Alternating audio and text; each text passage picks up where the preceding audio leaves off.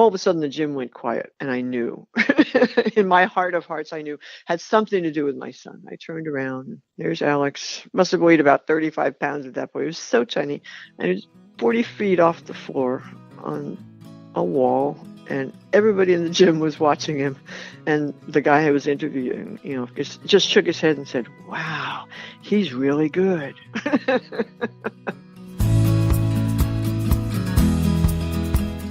This is the Adventure Sports Podcast, where we talk to athletes, adventurers, and business owners from around the world of adventure sports.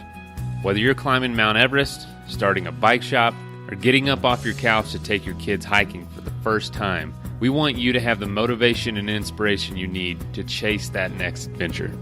The Adventure Sports Podcast is brought to you by Camp Crate, the leaders in fully planned, self-guided backpacking adventures, as well as backpacking gear rental.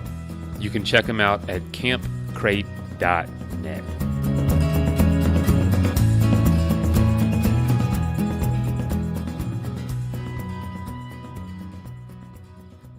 Hey folks, hope you're having a good week so far. Today we have an awesome episode. Yes, this is Alex Honnold's mother. Alex Honnold himself is the guy who just won an Oscar. Well, he was in the Oscar-winning film about his free solo, the climb of El Capitan in Yosemite National Park, like a 3,300-foot rock face, and he climbs it with no ropes. If you haven't heard of him or seen what he's doing, you've been living under a rock or working too hard or something. But check it out. I highly recommend the film. And just looking into Alex, he's an incredible, one in a billion type of person.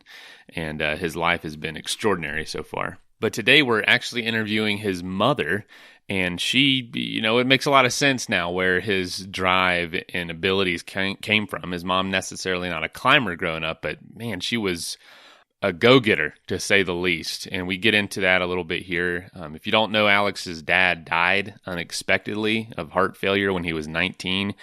He was running between terminals at an airport for a layover and just collapsed on the floor, massive heart attack, and died. And so it's awful tragedy that happened. And Deirdre, who we're interviewing today, just grabbed it all by the horns and managed everything. They had just got a divorce. She's gonna talk more about it, but let me read a little bit about her life and what she's done. So she grew up in New York City and has lived and worked in tons of places around the world, but that diversity of culture really helped her to develop her language skills. She taught at the college level 5 languages, but she claims she can be conversational in at least 9, which is just crazy to me. How do you have room in your brain for 9 languages? I know people do it. It just blows my mind. In the land of monolinguists, here in the States, it's hard to wrap my head around for sure. But she lives in California. She's an award-winning writer. She's appeared in tons of books and magazines, and she's a musician. She's been a musician all her life. And she literally started a startup, the West Sacramento Community Orchestra, and she ran that for years. And she didn't start even running until she was 55, and we're going to talk about that story. So at 55, she began running after not thinking running was even a sport. And then she started competing in some marathons and half marathons. And at the age of 58 years old, she began rock climbing. And by the age of 66, she became the oldest woman to ever climb Yosemite's El Capitan, the same rock that Alex free soloed for his totally famous achievement that ended up winning an Oscar through the documentary. So she has also climbed that rock too. So she is intimate with the rock that her son risked his life on. She knows that rock because she climbed it herself. And just so she had to climb that thinking, oh, my son's going to do this with no ropes or anything. Poor mom. But anyway, she still continues to motivational speak around the world. She has a book coming out on May 1st, so next week. And that book is called The Sharp End of Life, telling her story and raising Alex. She also has a daughter who's very adventurous, loves to bike tour. We'll try to get her on the show soon. No promises. She also continues to perform musically all over the place. She's just a fascinating, incredibly intelligent, obviously amazing person, and it makes a lot of sense where Alex got his ability. But I hope you enjoy the conversation. There's a lot of laughing, and we get to hear kind of the whole story from her perspective. So I hope you enjoy. And today's episode is brought to us by Athletic Brewing. They are the makers of non-alcoholic craft beer. Tons of reasons why you would want to do that. Maybe free soloing El Cap. If you didn't want to get drunk the night before, maybe crack open a few of those. Also, Aftershocks headphones. They are headphones that rest against your head, not in your ear, so you can listen to the world around you while you train and while you run or climb or whatever you want to do. Also, CS Instant Coffee, 100% Arabica coffee in single-serve packets, so you can take them with you anywhere you go. And the packaging is 100% compostable. Great stuff. All the links for that, all the deals for that in the show notes. Check it out. All right, let's get into this.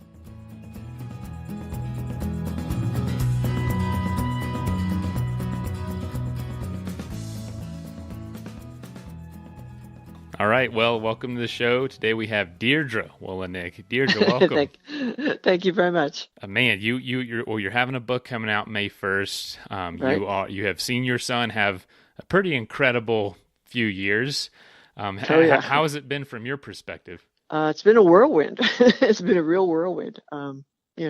We've been leading up to this little by little for many years, and a whirlwind is a good word for it. I'm sure that's an understatement, honestly. Yeah, exactly. I never in my wildest dreams ever imagined going to the Oscars, for one thing. No, what was that like? Is it as glamorous as it seems to all of us? Oh, yes. Okay. and then some. And then some. So in real life, it's even better.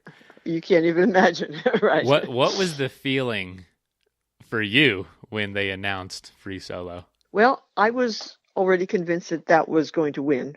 I kind of knew that in my mother's heart.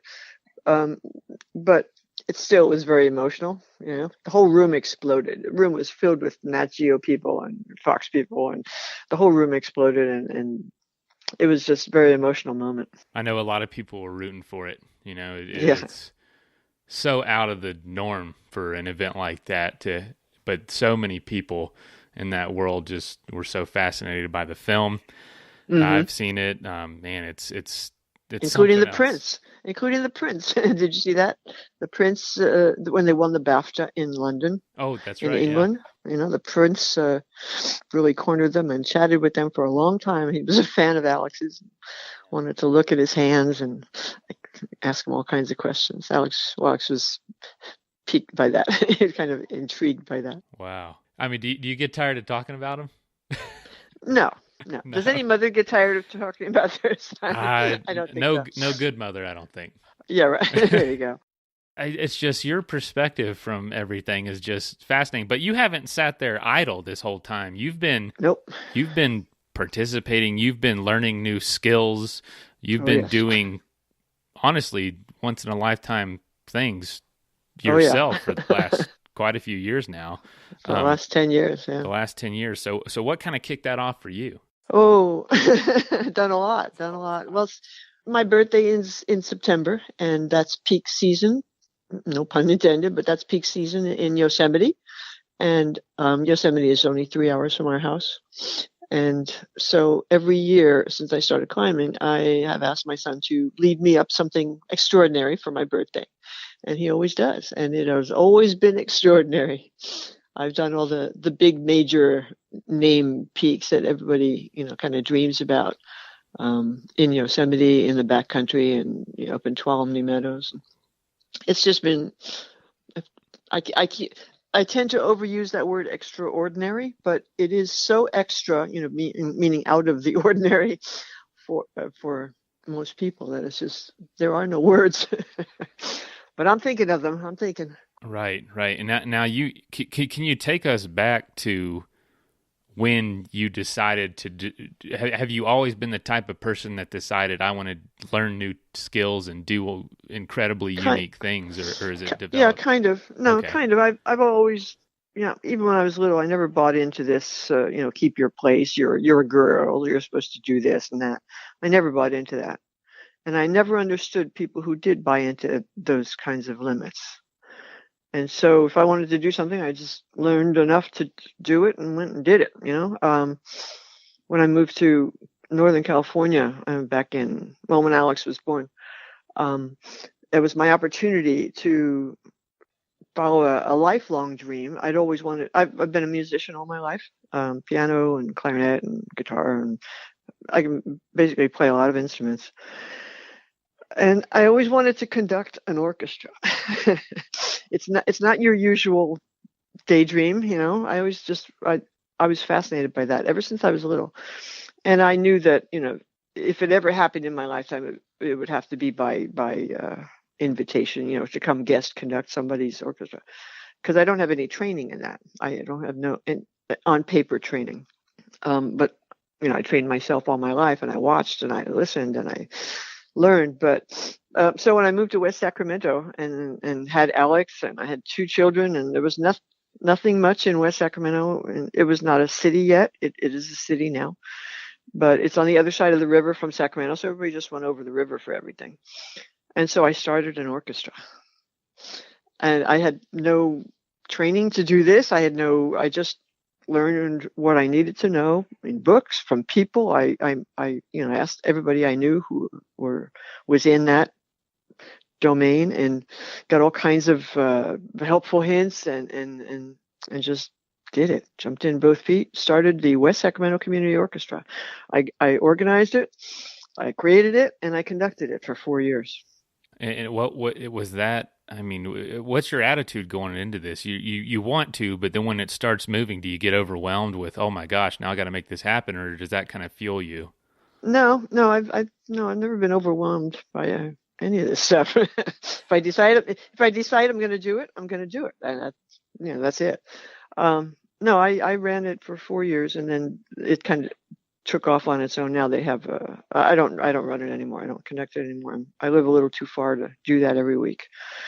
It's because it's like a full-time job, basically. I can imagine. Yeah, no, I had to abandon that when I got my full-time college teaching job. Didn't have time. Man, and now do you think now it's pretty clear Alex is kind of that same way now? You also have a daughter. Is she like that as well? Yes, she is.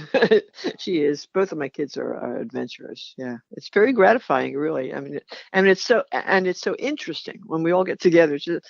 The conversations are fascinating. I mean, there's so much to talk about.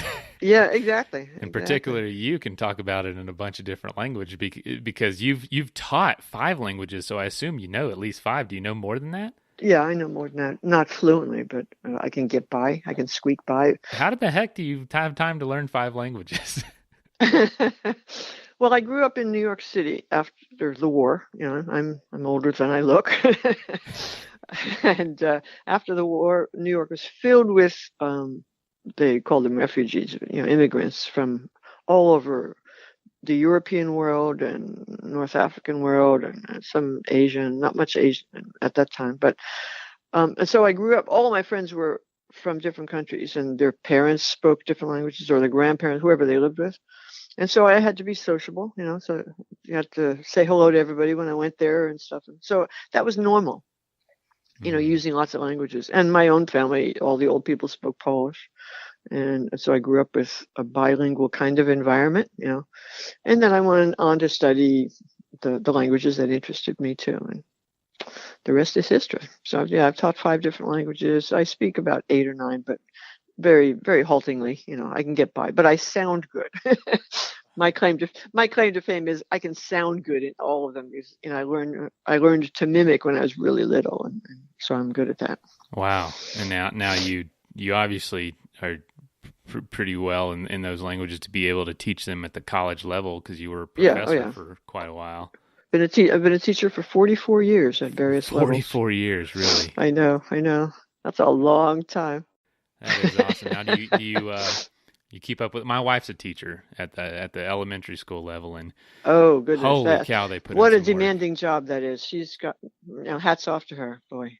Well, I could never do that. Yeah, well, yeah. I don't think she wants to much longer, but it is tough. I hope she works her way up to a little less demanding level. Yes, That can be a yes, little more engaging. yes. Community college is wonderful because they're sort of adults, and you also have adults, gray-haired adults, in the classes as well, and so it's a wonderful mix of experience base and attitude. It's great. I love teaching college. Now, what brought you out to California from New York City? Well, I always wanted to see California when I was living in New York, and I came out here one summer when I was in my 20s and loved it. And the following year, I got a job and moved out, but not to here, though, to Southern California. I lived in Southern Cal for 2.5, 3 years, something like that, and then we moved to Japan for 4 years. Now, and then you met who became your husband. Yeah, I met Charlie in Southern California. Yeah, but he's from Northern California. He was working down there. So what, your book coming out on May 1st is the Sharp End of Life. But I know not every time in your life has been all that pleasant. What were some of those challenging points that? Yeah, well, that's why I called it. Are you a climber? I've climbed. I'm more of a cyclist and backpacker. Oh, okay. Oh, okay. But I used to live in Yosemite Valley, and I used to run into your son all the time. Oh, okay. Yeah, okay. Right when he was doing the right before the free solo, I was there for the Dawn Wall with Tommy Caldwell. Oh, really? And, we had him on the show a couple months ago to talk about that. Oh, exciting times! All kinds of exciting things happening. The climbing world, it's mainstream now, thanks to Tommy and your son. I mean, exactly. They've changed it. Yeah, that's why I called the book is called The Sharp End. The sharp end in climbing is the harder end. You take the rope up, and you're not protected until you do it yourself. And a lot of my life has sort of been like that. That's why I called it that. And I figured that, someone like Alex just doesn't come from nothing at all. It comes from someone or something influencing him to kind of have that mindset and have that capacity. And I figured it was you. And I guess I was right. Yeah, probably. So what was it like growing up, raising your kids in California? I know that marriage was tough at times, and it was different. I had my daughter was born in Japan while we lived there. Okay. And, we lived there until she was 2. So she was trilingual, when she was a kid, but we reduced that to bilingual only when we moved back here to the land of monolingualism. This surprised me a lot when I moved to California, because in New York, all languages are equal and they're all over the place. Like when I go back and visit, I rarely ever use English. I talk with everybody, and they're from all over. And so I moved out to California. I figured it would be the same. And we live in the capital of California. It's like totally monolingual. So that's kind of surprised me. So. Yeah, and California, of all places, kind of prides itself on being a little more inclusive. And if you're experiencing there, you're going to experience it anywhere else in the country. Right. You didn't climb then, but how did Alex get into climbing? Well, Alex was born climbing, and that's all he ever wanted to do since birth. He often talks about, I started climbing when I was 10. That's not accurate. He started climbing the day he was born. He could stand up the day he was born, which is totally off the wall. But if you know how babies grasp with their hands all the time, and if you let him hold on to your pinkies, he would stand up. You just push himself up, and he couldn't stay standing. But his thighs were powerful, and his hands were huge, and that's what everybody commented on when they saw the new baby. Oh, what big hands he had! So he's been climbing. That's all he ever wanted to do since the day he was born. He talks about, well, I didn't have many hobbies. He didn't have any hobbies. All he ever wanted to do was climb on anything, buildings, shelves, furniture. When he was little, whatever. All he ever wanted to do. So now, what did you and his father do to kind of cultivate and encourage that? Well, we didn't have to try to do anything. That's what he did all the time. I mean, we had to just try to protect against it. Right. As best we could, because we didn't know then who he was, what he was going to be. I had no idea that climbing was a sport, but that's all he ever wanted to do. So we just tried to protect as best we could. And now he's going out and doing it without any rope. So I'm Right, sure right. boy, you better put a helmet on or something. Yeah. When he grows up and he starts getting more serious about it, I mean, was it clear that he had talent, or did it take a while? It was always clear that he had the very first day, when he was 5, I took him and his sister to a climbing gym because I was writing a book called Sacramento with Kids. And I had to go to this place to check it out to put it in the book or not, you know. And it was the only climbing gym in the region back then. It was small, and so I just really hated the idea of taking my son there because I didn't know what a climbing gym was. Right, You know, right. it wasn't on anybody's radar back then. But I knew my son, and I'm thinking, oh my goodness, I can't in all conscience take this boy to a place where it defied my imagination. So I prepared a list of questions really fast. I would be in and out, in and out. That, you know, we're not going to spend any time there. So I took the kids, and I gave my children, who were teeny tiny. Alex was very small and scrawny, and his sister was a little, she was 2 years older. So he was 5, she was 7, and so there were two young men ran this gym. So one of them took the kids, gave them body harnesses, and promised me that they'd be fine. And I'm thinking, yeah, sure. What do you know about it? And so I turned around to talk to the other one and get all my answers to my very quick list of questions. And all of a sudden, I realized that, when you walk into a gym, it's a barrage of noise. People are shouting, there's music, all kinds of things. All of a sudden, the gym went quiet, totally quiet. And I knew, in my heart of hearts, I knew had something to do with my son. I turned around, and there's Alex. He must have weighed about 35 pounds at that point. He was so tiny, and he was 40 feet off the floor on a wall, and everybody in the gym was watching him. And the guy I was interviewing, for the book, he just shook his head and said, "Wow, he's really good." And you were like, so, "Oh yes, boy, yeah. I'm in for this for a while." Yeah, exactly. Athletic Brewing is pioneering non-alcoholic craft beer. Yeah, I said non-alcoholic craft beer. And there's a number of reasons you might want to do that. Whether you're training for an event, which a lot of our listeners are, or, if you're babysitting and don't want to be drunk in case something happens. I mean, stuff happens, but you still want to sit down and enjoy the game and have a beer. This is an incredible option for a full-flavored, full-bodied beer. Each can is only 50 to 70 calories, with IPA, golden ales, stouts, and tons of seasonal offerings. Athletic Brewing is a great option if you want that craft brewery taste, but not deal with the effects of alcohol itself. If you'd like to save 15% on your first order, go to athleticbrewing.com and use the code ADVENTURE at checkout.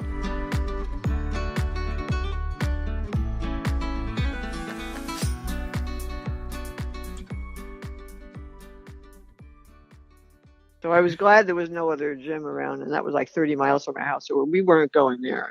So you're saying he could have been even better. Right, exactly. So that's why he says he started at 10.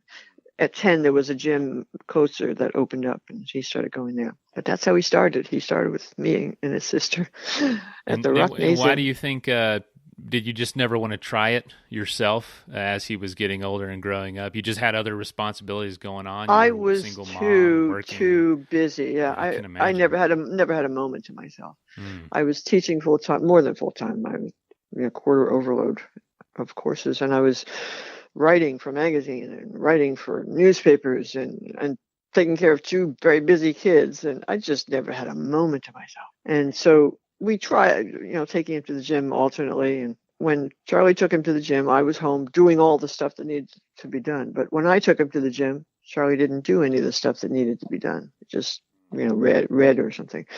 So I had to give that up. So Charlie took him all the time. But of course, I mean, for me, it was not an option.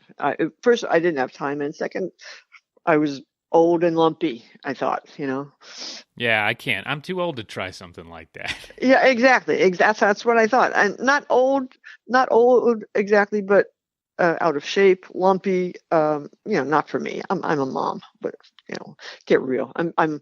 I spent my days in front of a computer or in front of a classroom or in the kitchen. That's mom's life. So yeah, never even considered it until way later. And you got into running first. Right. How did you get into running? Well, my daughter is kind of a mix of both kids. In fact, my daughter is a runner, and she's always been crazy about it and talking about this and that. This teacher ran a marathon. This other teacher did this. She was just excited by it as she was growing up, and became a runner herself. And I didn't know what that meant. Again, the kids went out and did their thing. I was in the kitchen. I was at my computer. I didn't know what all these things were. Right. And then, many years down the road, my husband had just died. I had 5 houses to take care of. It's a crazy story. It really is. Oh my gosh. So I guess you rented those out? No, I got rid of. They were in Pennsylvania, my father's house, and I was running them. I was running it from here because there are no property managers in Hazleton, Pennsylvania. So, I mean, just that was a full-time job. And I was writing and I was teaching and I didn't have a moment to myself. So and I was the executor for my ex-husband. I had just divorced my husband, and the following month after the divorce was final, he dropped dead. And it was like an incredible blow to everybody. I mean, you can't even imagine.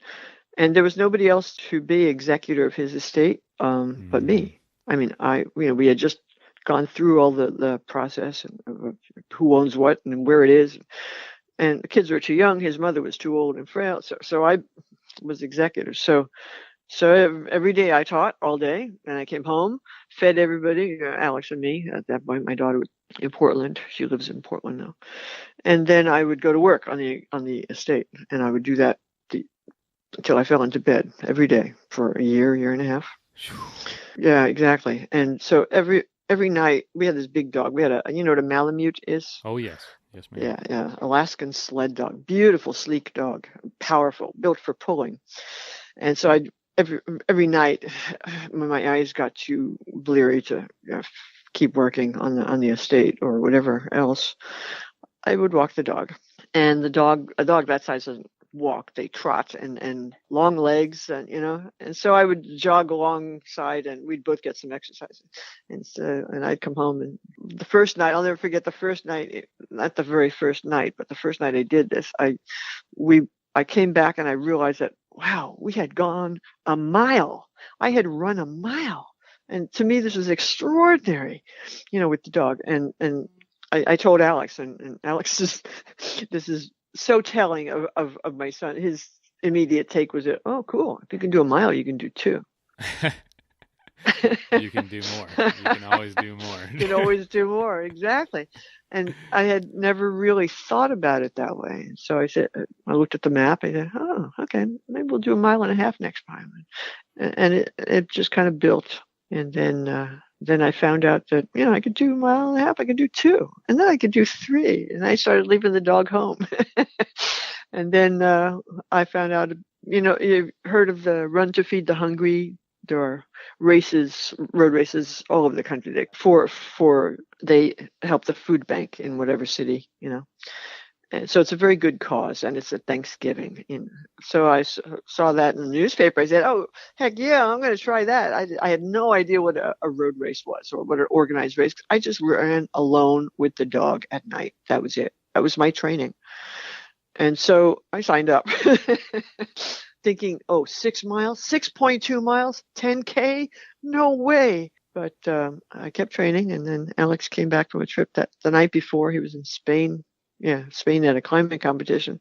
And he came back the night before. He says, yeah, so he signed me up. So I signed him up. And we both went. And it was an amazing experience. It changed my life. It was totally amazing experience. I had no clue that running was such a sport. I mean, I was totally out of it because all I did was, my estate, my teaching, work, nothing but work. That's all I did. And so I was totally out of touch. And I had no clue that there were that many people out there just running. Is that To many me, this crazy was like, people out there? yeah, exactly. I'm thinking, whoa. And they didn't look like me. They all had spandex on and costumes and beautiful running shoes. And I had my jeans and my sweatshirt and my Kmart sneakers. But that's how you And, started. but that's how I And you started. got out there. I got out there And it was life changing. I knew I wasn't going to finish because it was 6 miles. Imagine. But Alex ran with me. Oh, And he told me about Spain and his whole experience. And he ran around me in circles, and he ran backwards in front of me, and he ran, and he kept me company. And darn it, I finished. Wow. I'll never forget that. That changed my life. And then from there, what did it grow to? Did something switch in you, or you said your life has changed, and then you just set goals higher and higher, and it sounds like your kids were a huge influence in all of that. Totally. Yeah, we did it all together, really. You were 50, what did you say, 55? Yeah, I was 55 when I started running. 55. Yeah, and I did my first marathon the following year, I think. Because you started climbing a few years after that, and then within a few years of that, you climbed the mecca of the rock climbing world. Yeah, 9 years later. Oh, God, what an experience that was. So how difficult is El Cap? It requires a lot of training. It's not, well, it is very difficult, but I didn't climb the rock.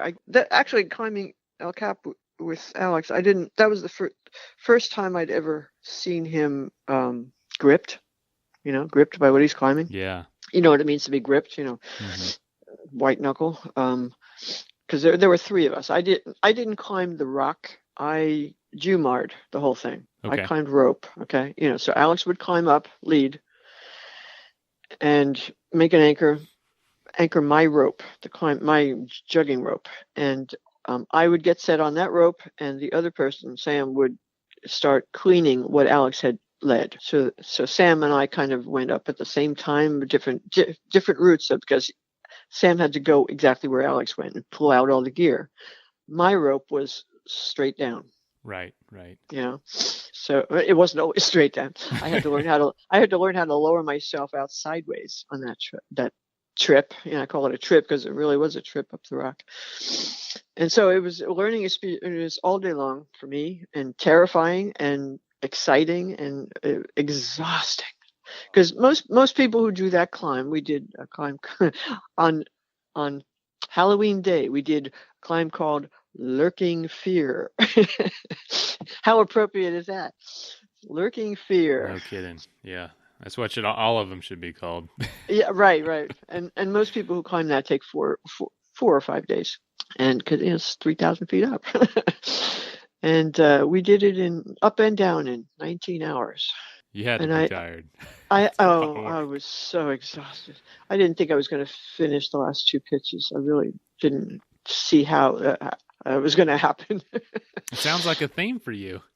I can't do this. Yeah, exactly. For but the then last, you get it done. How many years. Oh my goodness, that is something else. That's so awesome how you go from, just running with the dog to you're on the face of El Cap, in not that long of time. I mean, in a time of life where people are just kind of set in their ways. Exactly. People, that really irks me when, other teachers would say, Deirdre, you shouldn't be doing that. You're 50 whatever years old. Wow. And my gut reaction, even when I was 5 years old, it was, so what? So what? So I'm 50. So next year I'll be 56. And so what? I'm going to get older anyway. If I want to try these, now is the time. Not getting any younger, No, not every second. We're getting older as we talk. I mean, every second counts, right? Every single day. I'm telling you. And when you find somebody that's truly taking advantage of it, it's an appealing point of view, and it's something you want for yourself anytime you see it. Exactly. Because, it's hard to hold on to 24/7, but you need those, you need to sip on inspiration. And I'm sure with you having your son around, you get a big dose of it all the time. Both of my kids. You talked about cycling for yourself. My daughter is a cyclist, and she routinely goes on these 1,000-mile bike rides by herself. Oh, so she tours. She, I, I guess is Yeah, that what it's that's called? what I do. Yep, yes, ma'am. That's called touring. Man, we'd love to talk to her too, because I'm sure You probably, she's got yeah, stories to tell. yeah. Oh goodness, she biked from Portland to South Lake Tahoe a few years ago, and she just packs up her camping stuff on her bike and goes. She does all the homework about maps and where there are trails, bike trails and stuff, and she just goes and loves the camping part, and she's just an amazing adventurer. I mean, I'm in awe of both my kids. You In should go with fact, her. I would love to. I would love to. What's so much fun about bike touring is the journey aspect. It's days, just Yeah, just like yeah. a big rock wall, but you're covering so much ground and you're meeting people. There's like Right, and then right. you can try food in different places. It's just this whole like almost quest to it, Right, right. and It's a real adventure. it Yeah. is, and the downhills are fun. You know what I mean? You don't have to work. Right, right. That'd be my favorite part. Exactly, and so I'd love for you. You would love bike touring, because you can cover so much ground so quickly. It's so much fun. But that's awesome. So you have two adventurous kids now. I mean, did their father, did Alex's father instill that in him? I mean, I know that was a turning point for all of you, and you mentioned it was a shock. Yeah, yeah, yeah. He was 55 when he died, but he was not a doer. He was an observer mostly. He loved to travel, but he just traveled and looked. Took pictures and wrote postcards and stuff, but he didn't really do much, physical stuff. So no, they didn't get that from it. He was powerful. He was a big guy, and once in a while he would go on like a 40-mile bike ride.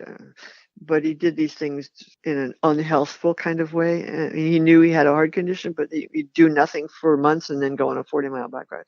So he did a lot of things that taxed his heart, and that's what killed him eventually.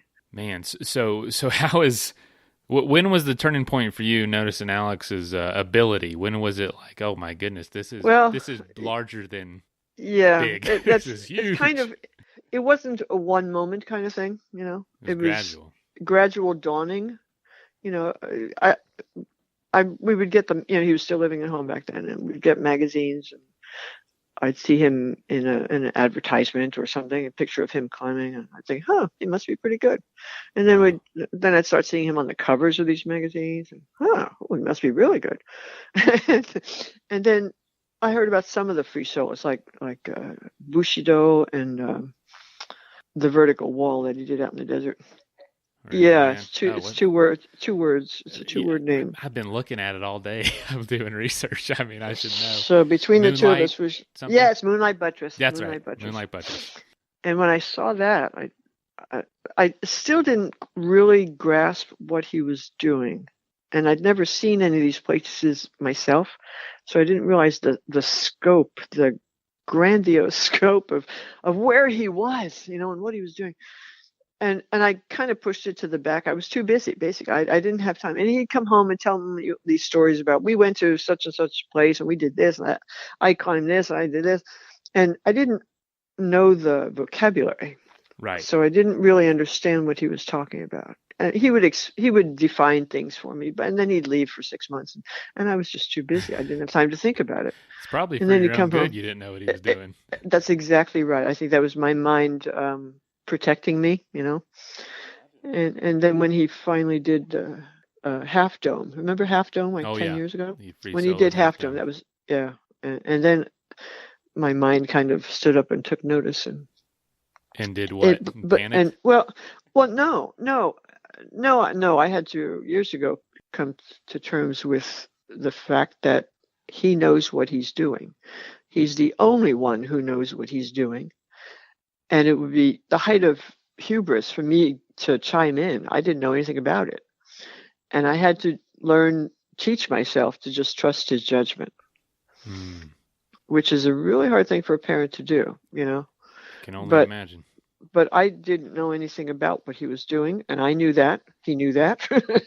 If I, had started chiming in and saying, Alex, you shouldn't be doing this, that, then he just would have kept his distance. I wouldn't have been part of his life.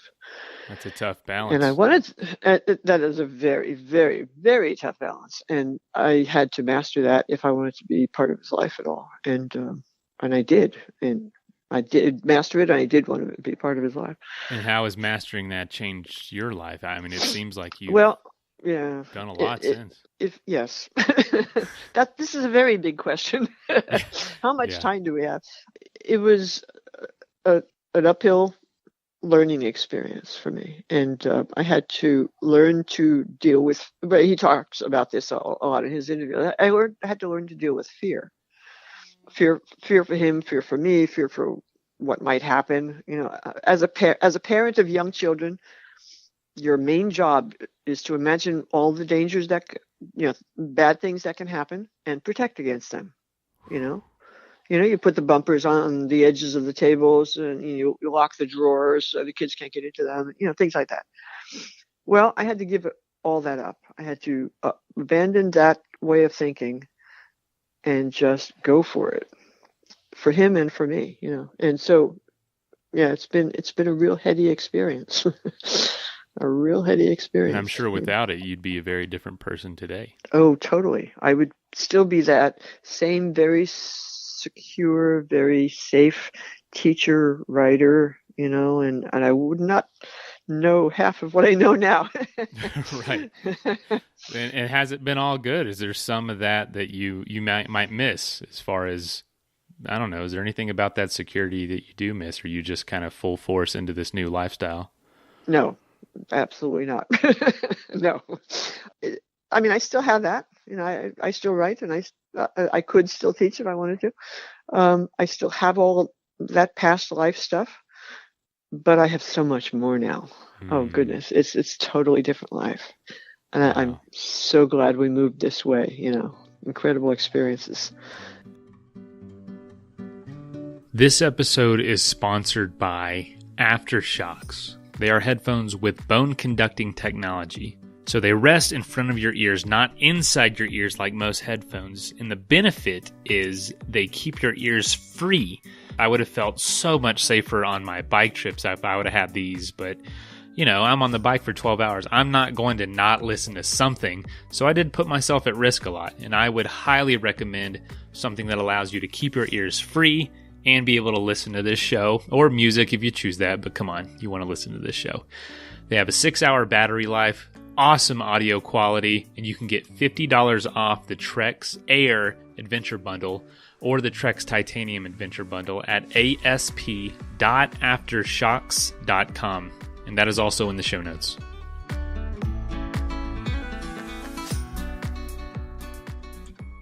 This episode is also sponsored by CS Instant Coffee, 100% Arabica coffee with compostable packaging. And you can find them at csinstant.coffee and use adventure at checkout for 20% off.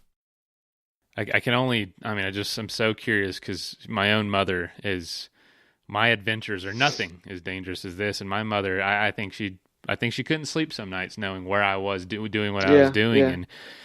I can't even imagine her getting over like not getting over that, but working through that, because it still grips her a lot. And for you, well, I mean, yours is so visual. You see that rock and you say, he went up there with nothing. You climbed it yourself. I mean, I have trouble. Yeah, I have trouble believing that I climbed that.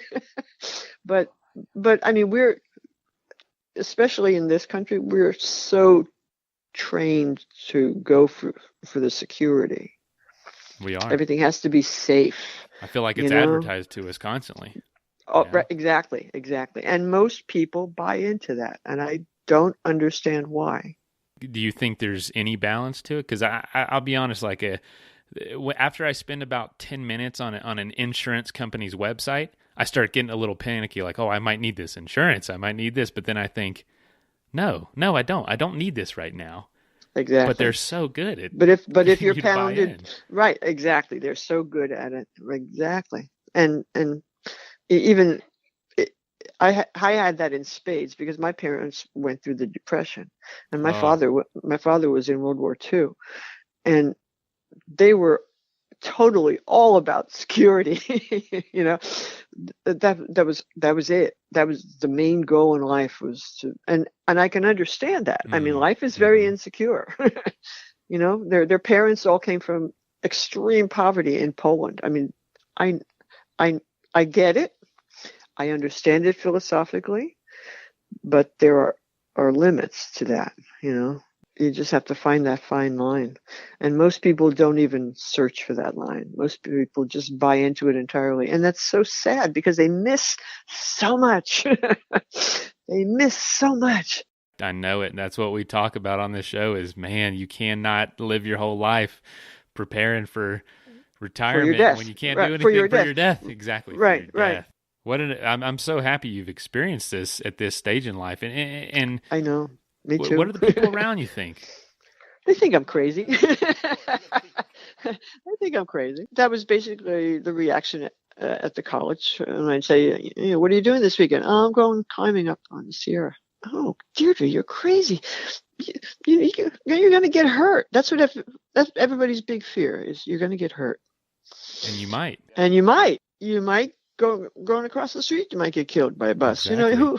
Yes, you might get hurt. And no, you might not. And you might have the experience of a lifetime. But most people just, I never understood that. I never will. Wow. Now, with the successful free solo of El Cap, how much did you have any sort of warning, or did you know about that when it was happening, or did you keep it pretty secret? No, he has never told me about any of his free solos beforehand. And that is strategic. That is, yes, strategic. Good for his mindset. And so good for mine. Even better for yours. Even better for mine, yeah, exactly. Because he needs his mind clear when he's doing these things. And, it wouldn't be if he knew that mom was home worrying and thinking, I wish he wouldn't do this. Because I honestly, I'm not a parent yet. I will be in about 2 months. Congratulations. Thank you. I imagine no matter how much work you do, you can't completely get over, it's fine for him to do that. You've still... No, it's not fine. Right, exactly. You Always. Still want to take him and keep him safe. Yeah, exactly. And I feel that way about him, about my kids, about myself, but there are limits to that. You have to...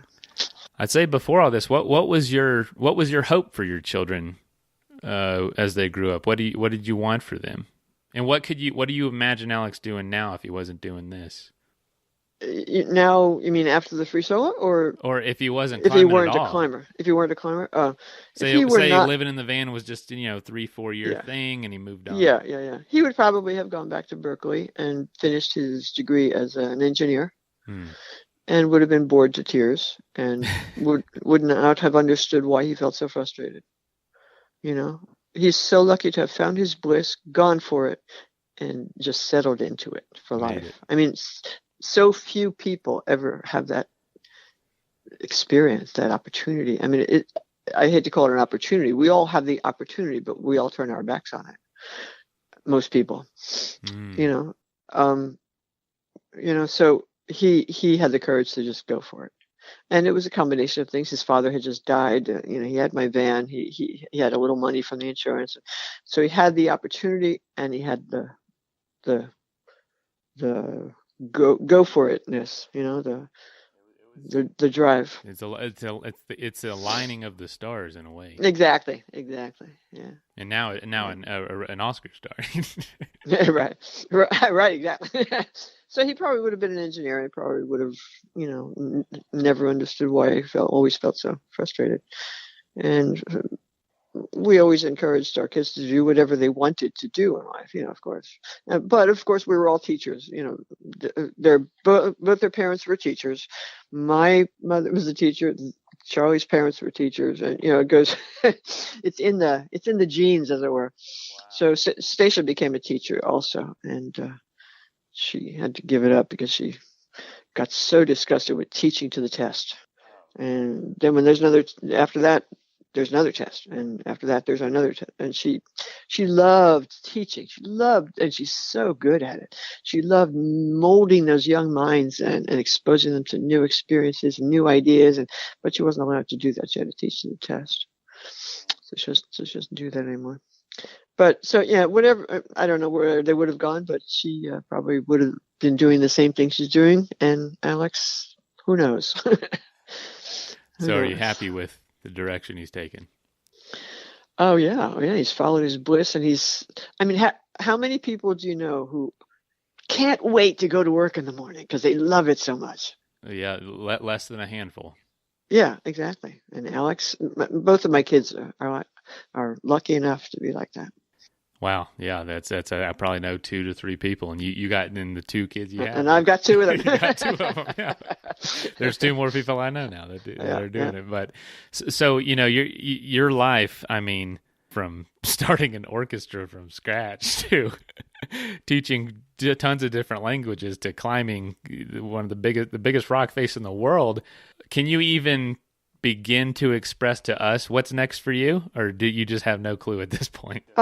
No, I have a fair clue. I have begun to sample international climbing. You know, I've been going to other places to climb, and I love that. I really love that, and I really would love to expand that a lot.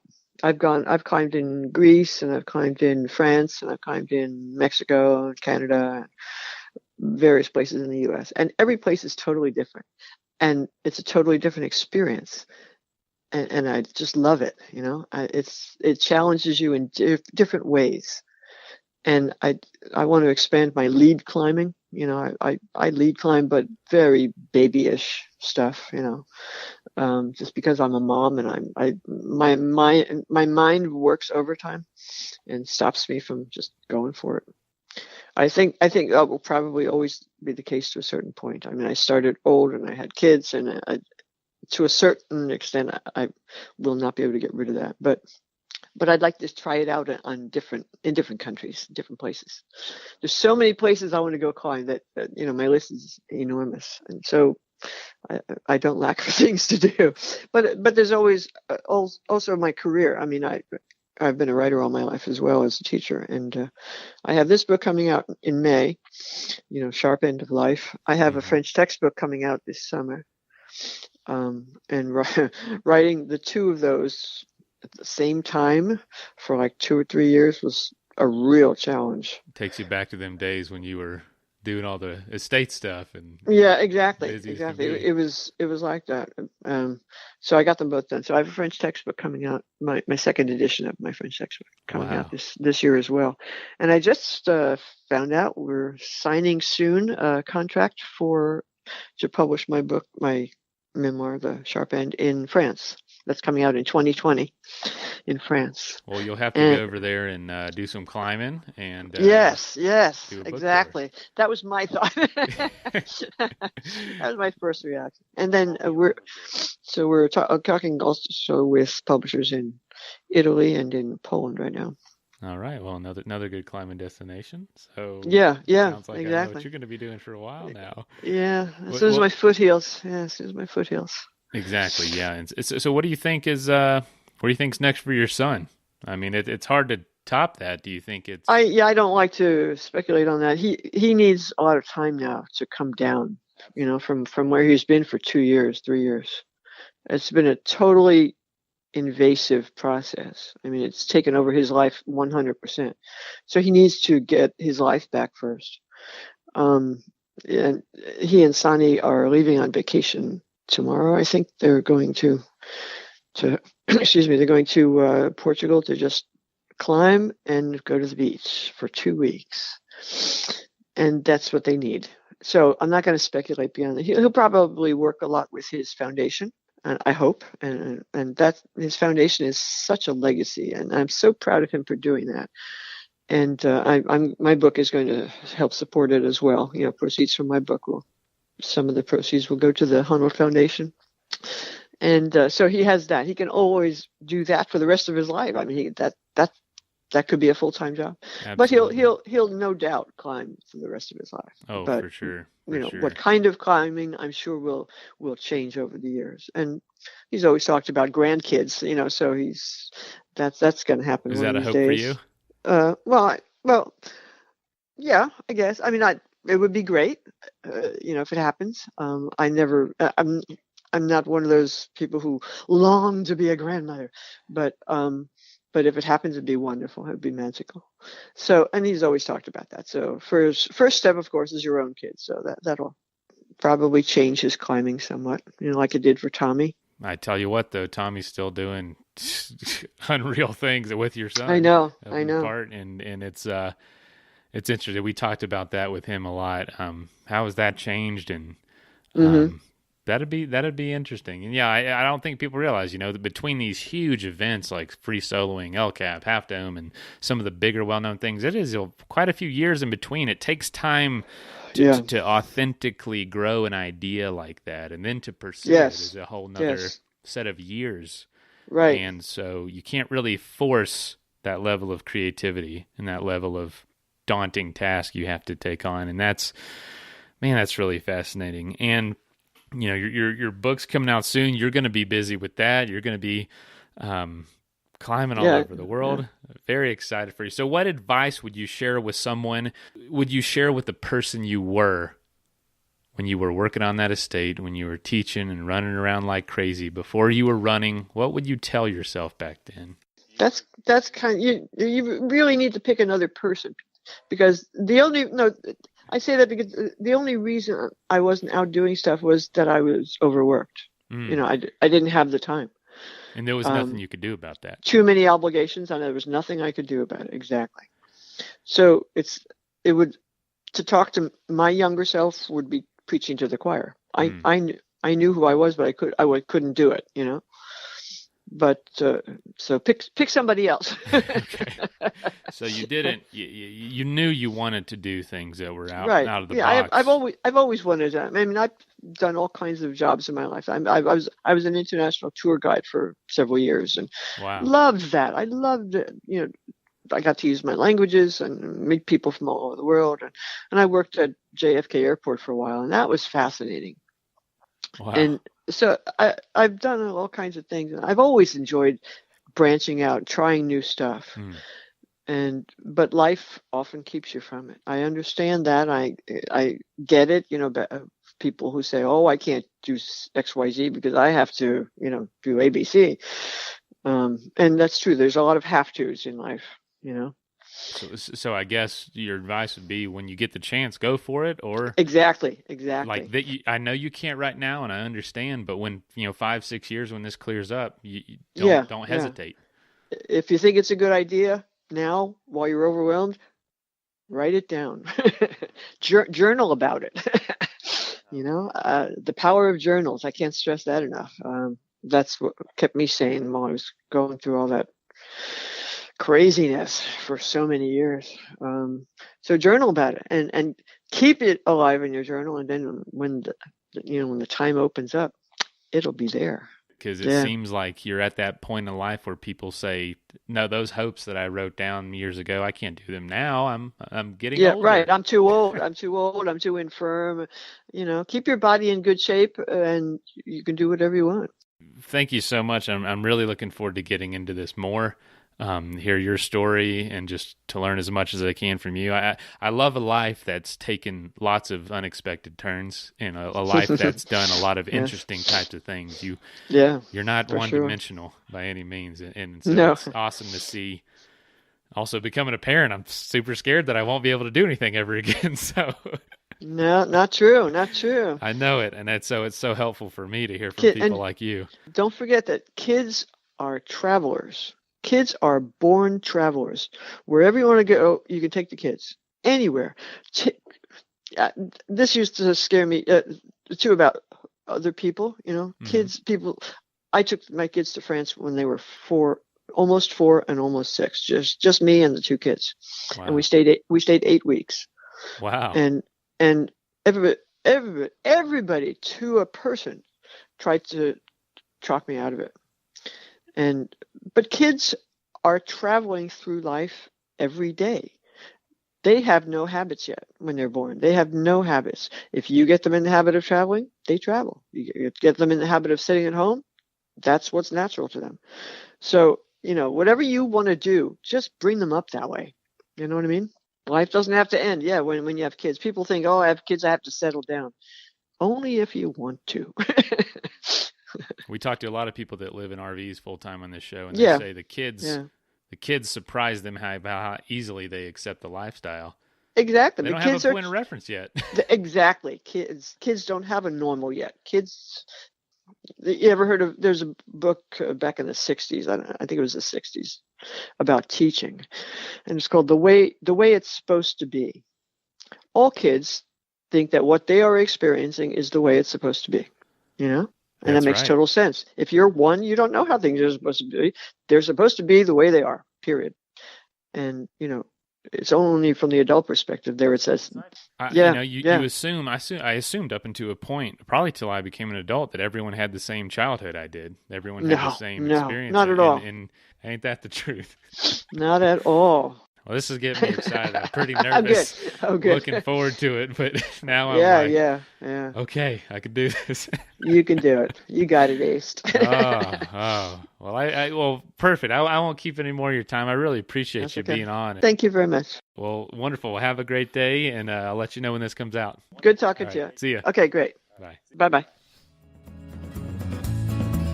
First of all, thank you so much for listening to the episode. Secondly, if you would like to get in touch, you can leave us a voicemail at 812-MAIL-POD. You can also send us an email, info@adventuresportspodcast.com. Get a hold of us on Facebook, Instagram. Contact us on the website. There's just 1,000 ways to do it.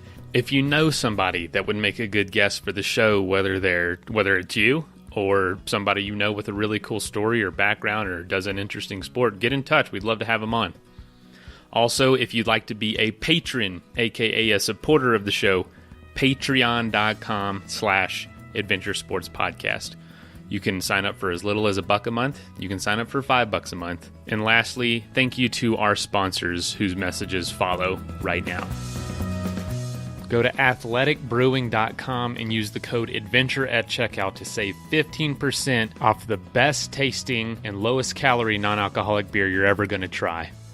Don't forget to save $50 off a headset bundle at asp.aftershocks.com. It's my new favorite way to listen to music and podcasts and stay safe while I run and ride my bike.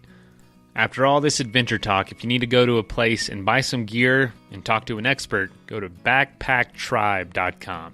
They can help you choose the right gear, and they have the expertise and know-how with each piece of equipment. Now get out there and do something crazy.